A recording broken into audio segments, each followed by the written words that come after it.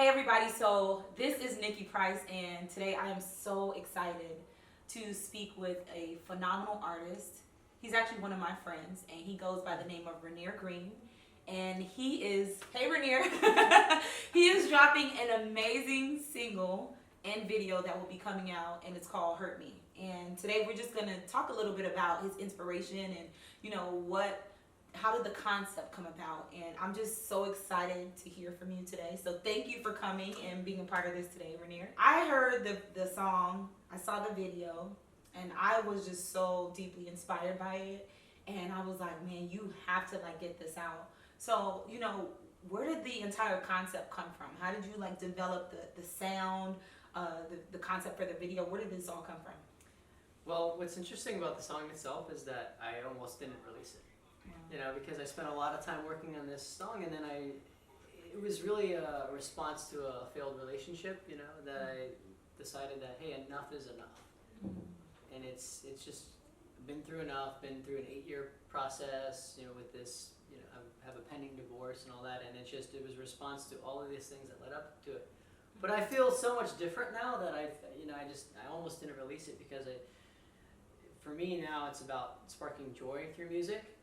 But I had a lot of conversations. I was hesitant to release it because the concept maybe is, it's catharsis really, from a situation, but it still does apply. But for the process itself, I really, usually when I did production, I would try to do it so quickly and just rush to get it done, especially when you compose music for commercials, which I've done, and it's a craft more than an art. And this I took differently. Yeah. I took this as, let me just take the time element out of it. Let me just do what I like. Let's be very organic with it. Let's create custom sounds. And even in the intro you hear, actually it's something, that's little weird sound, a little thing like that, that's actually me saying hurt me, and I just modified it, and it's just little things like that they're all kind of custom. So everything in the song, every sound that you hear is custom, from a sound design point of view. Okay. There's no canned sounds, they're all basically handcrafted, if you will. And it was very intentional to do that. It's okay, well, how can I sculpt this sound? And so if you listen to it, there's a unique edginess to it. And then I actually worked with other musicians too, awesome bassist that played and just laid down this track, and I was like, holy crap, this sounds like Michael Jackson. Yeah. Now. It just added this dimension. And then I worked with this engineer, and it was a collaboration process. I actually allowed people into my little universe, and I said, okay, I will release it, I will work on it, and I will slow it down, do it right, and then bring other people and have a great engineer work on it. Because I've engineered my own things before, but sometimes for me, when I'm just too close to it, I can't see. I get caught up in the emotional side of the music itself, right. And it's good to have a second set of ears. So.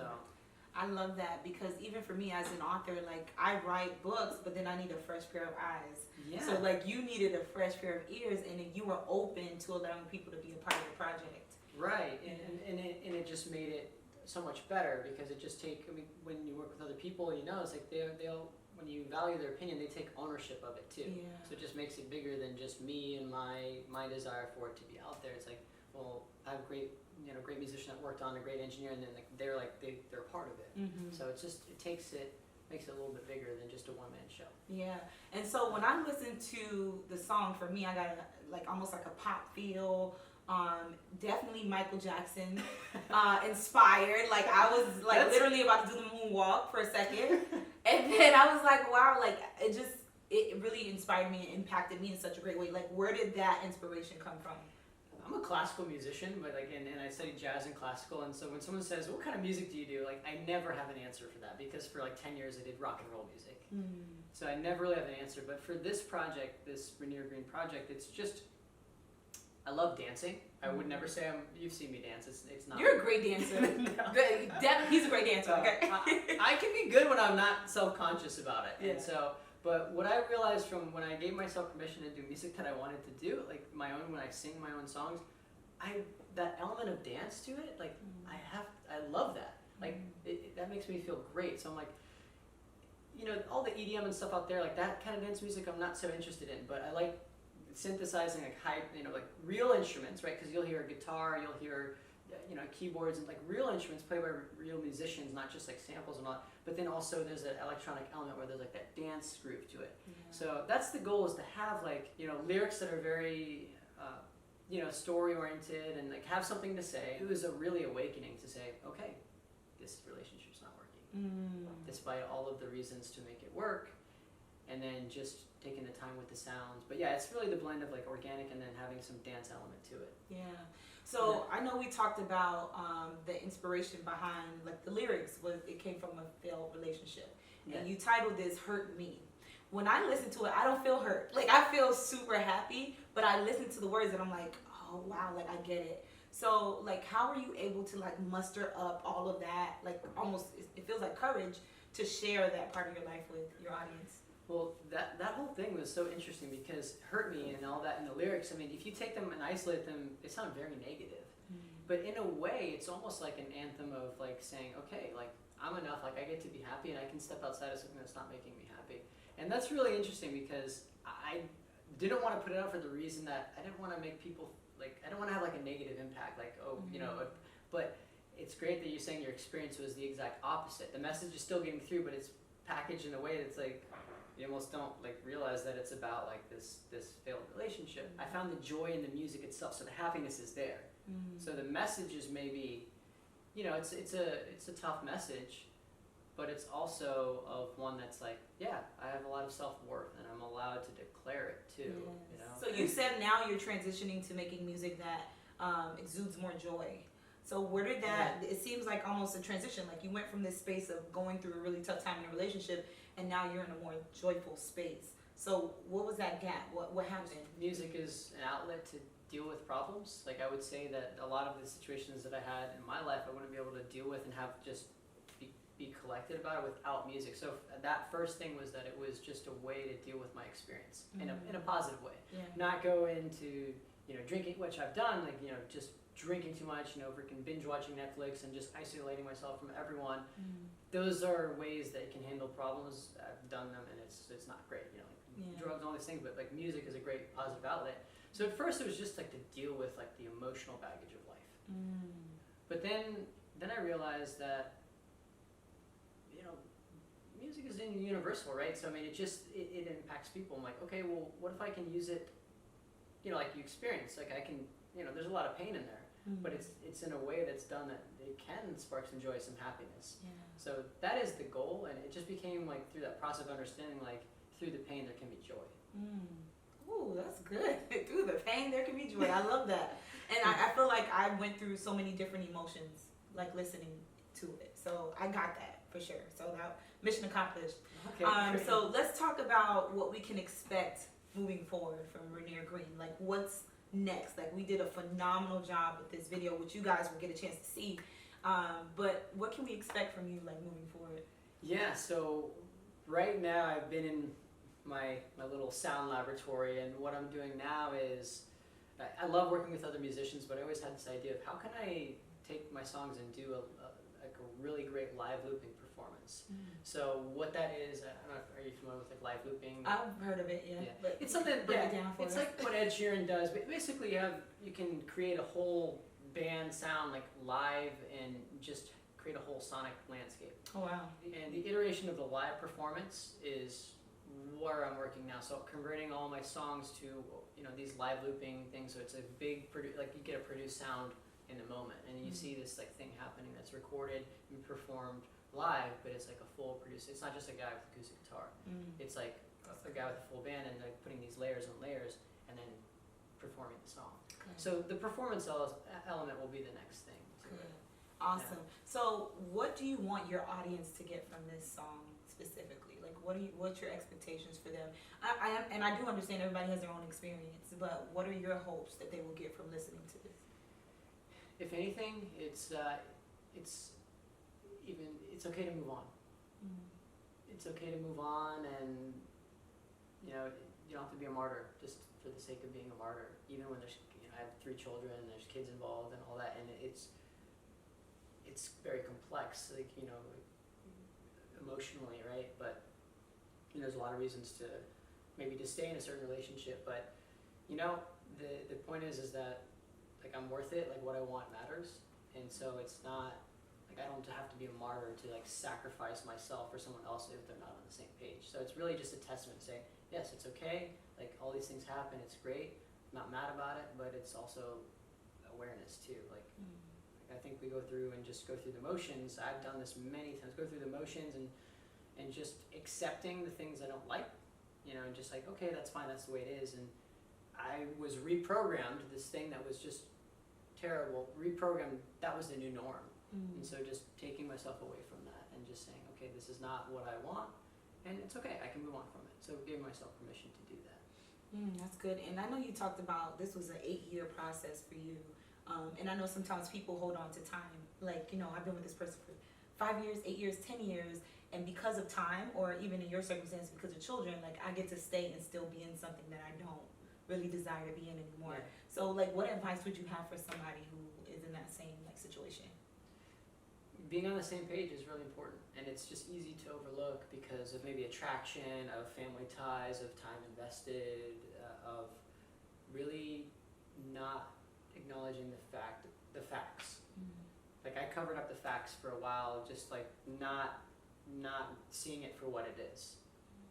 I was seeing it for what I hoped it to be, and you know, I'm hopeful and all that, but the thing is that there is still reality to deal with, whether I like it or not.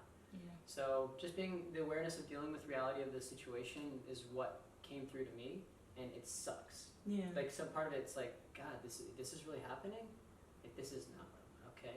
So that awareness is everything, and then doing something about it, right? Not just you know, just letting it happen and just being passive. I mean, there's something to be done, you know, and just that step is important. And so for me, it's, you know, putting this out there is a big step for me, because I mean, there's some people in my life that, you know, this would, I mean, it would be very painful for them, you know, but it's okay because it's not really about them. You know, it's about me honoring what's important to me. You know, so my experience with it. It's amazing. And I see that you took your situation and you put it into your music. I even know writers who write books, even for me. Like, I put a lot that I put in my life, and I put them in books. So what advice can you give to creatives when it comes to like music or writing? Like, take your stuff, put it in your craft, but like, what advice can you give to a creative who is probably just trying to get to where you are, but just needs like some advice in that situation?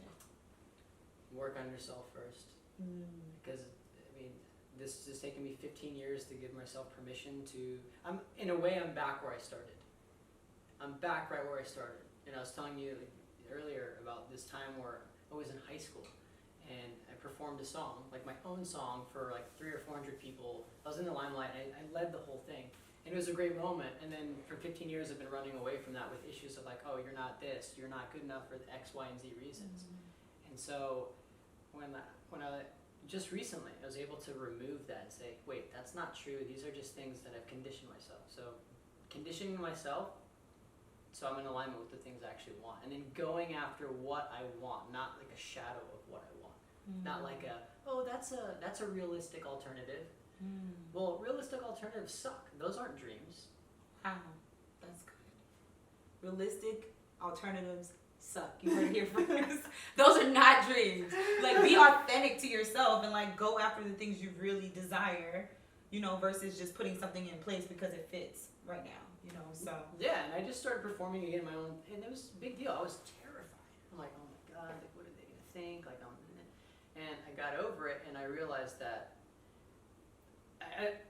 I think of all these great artists, like the Beatles and all. Like, okay, if you have a song, like, there is no way around it. Like, a song needs to be performed and heard by an audience, right? It has to be done. yeah. So, you know, me singing my own music, it's like, okay, like that's my responsibility to do it.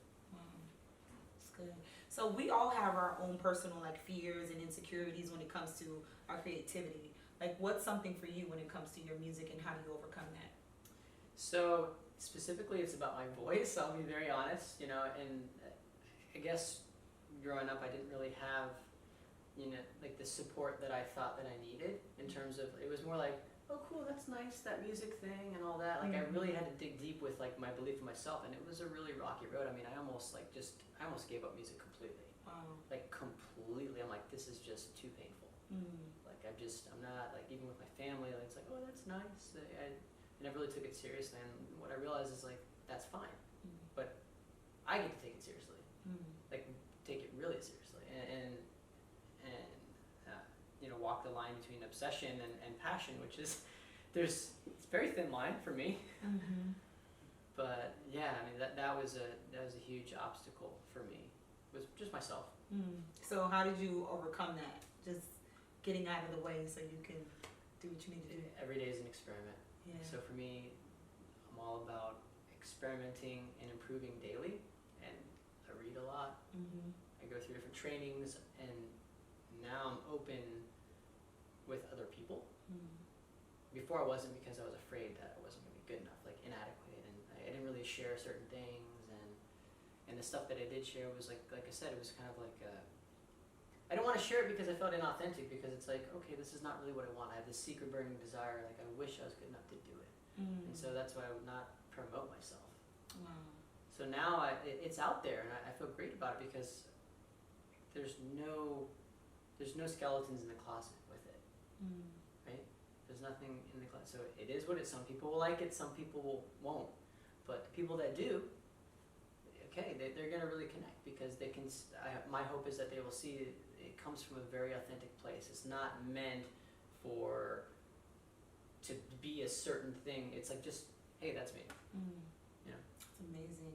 And it's not for everybody, but it will be for the right people. So that's all that matters. 100%. Right? It's for me, because I love it. Wait till you guys see it. It's amazing. If you got a chance to say anything to anybody that's watching, to just inspire them and encourage them to go after their dreams, just like you did, even though you had your own personal obstacles and so many things stood in your way, but you still kept going, what is something you would like to say to them? It's really like, why am I doing things? You know, because starting a company, like I started a company, and you know, we were doing well, but then I didn't really ask myself that question. Like, it's something that I just overlooked for the whole time. And I was telling you, when I was in music school, and I had 3 musical auditions, and I failed every one. It took me years to figure out why, and it had nothing to do with what I thought it had to do with. Wow. I thought it had to do with talent and potential. So why do you want to be in this program? And I didn't have a great answer at all. I thought that they would see like, oh, my potential. That wasn't it at all. It had nothing to do with that. And so when I failed those auditions, I took it to mean, like, you suck, you're terrible. No, what it had to do with was vision. I didn't have the right why. I didn't have a good reason for doing it. Wow. So now the reason, one, is to be completely authentic, because no one can sing my songs. I want to sing my songs in the best version of myself. So again, it's just experimenting daily to figure out how you can be your best version, and work every day to go towards your deep goals. Most people don't do that. I've done a lot of different projects, you know, from across the board, and now I understand the difference between it is vision. You know, like, you have the actions, which is great, but the things that really matter have to do with the vision. And the thing where I'm not where I am in my life, where I want to be, is because of an unaligned vision. So you get to get really clear on the vision and why you're doing it in the first place. Yeah, so now, like, taking my music and performing nationally and internationally to, like, European, you know, markets and all this, like, that's something that's part of my vision now. And being able to also take my kids with me on those performances and have them travel the world, that's something that's part of my vision, that it's like, it's there, it's clear. So someone asked me, why are you doing this? Well, I have something to say with music. I've been doing it for a long time. I know how to do it. I know what's authentic to me. But then also, I see this other world with it too that involves my family. That's so powerful. Thank you so much for putting your gift out to the world so we all can experience it, and like trusting yourself in the process. Because had you not overcame those like internal beliefs, we wouldn't be able to be a part of such an amazing time in music that our generation gets to like explore because of you. So thank you for doing that. And you guys get the opportunity to watch a small brief clip of the video, and it will be out in a couple of weeks, or what are we looking forward to? Yeah, a few weeks after the single release, so a few weeks we'll play it by ear, but it will be coming. So So tell us about the single too. That's dropping. yeah, it is dropping here the next day. Okay. Yeah, so You guys grab that. Where's it available? It's available on my favorite is Spotify. So Spotify, Apple Music, iTunes, Google Play, all of the main streaming services, YouTube, everywhere, Pandora. So whatever platform you prefer, it is available everywhere. So I always use Spotify, so that will be the main one. And then the video will be on YouTube and all that good stuff here in a few weeks. We cannot wait to see it. We're so excited. Thank you so much, Rainier, for coming and being a part of the amazing interview today. Thank you. I know it's going to be amazingly successful for you. And again, thank you for your gift. And thank you guys for watching. And make sure you check that out. Hurt Me will be available everywhere music is available. And you guys check it out. We'll talk soon. Now that we're here, there's no going back. It's not right, it's not right, it's not right. You go around town with all your lies. It's my time.